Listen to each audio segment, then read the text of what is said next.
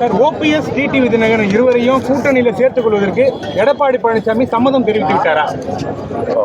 அதெல்லாம் மேல்மட்ட விஷயம். மேல்மட்ட விஷயம்னா என்ன?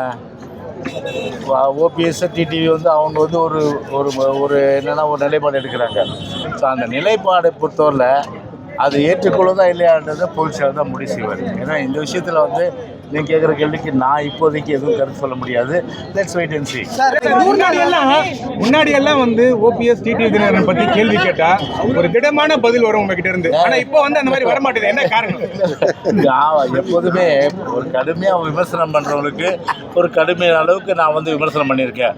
அது எங்கிட்ட வாங்கி கட்டிக்காதவங்க யாரும் இல்லைன்னு சொல்லலாம். ஒரு பெரிய லிஸ்ட்டே போட முடியும். எவ்வளோ அந்த லிஸ்ட்டுன்றது உங்களுக்கு தெரியும். இப்போ எடுத்தோன்னா யூடியூப்பில் போடுங்க. யார் யார் என்னெல்லாம் எங்கள் கட்சியை தொட்டவங்க, எங்கள் புரட்சி தலைவர் தொட்டவங்க, எங்களுடைய புரட்சியில் அம்மாவை சீண்டி பார்த்தவங்க, அவங்கெல்லாம் எப்படியெல்லாம் விமர்சனத்துக்கு ஆளானாங்க அப்படின்றத யூடியூப்பில் எடுத்து போடுங்க நீங்கள். ஆனால் ஒரு விமர்சனங்களுக்கு கடுமையாக இருக்கும்போது கண்டிப்பாக நான் விமர்சனம் பண்ணுவேன். விமர்சனம் ஒரு கடுமையாக இல்லாத பட்சத்தில் நான் எதுக்கு போய் என்ன சொல்லுவாங்க, வெளியில் போகிற ஓனான்னு எடுத்து மேலே போட்டுருவேன் கதையா? அந்த வேலை எனக்கு இல்லை எனக்கு. ஆனால் நேற்று ஓபிஎஸ் ஒரு மீட்டிங் நடத்துறாரு. ஓபிஎஸ் எடப்பாடி பழனிசாமியுடன் இணைப்பு என்ற பேச்சுக்கே இடமில்லைன்னு நேற்று டிக்ளேர் பண்ணியிருக்காரு. அந்த கருத்தை எப்படி பார்க்குறீங்க? அவருடைய கருத்து அவர் சொல்லிட்டார்.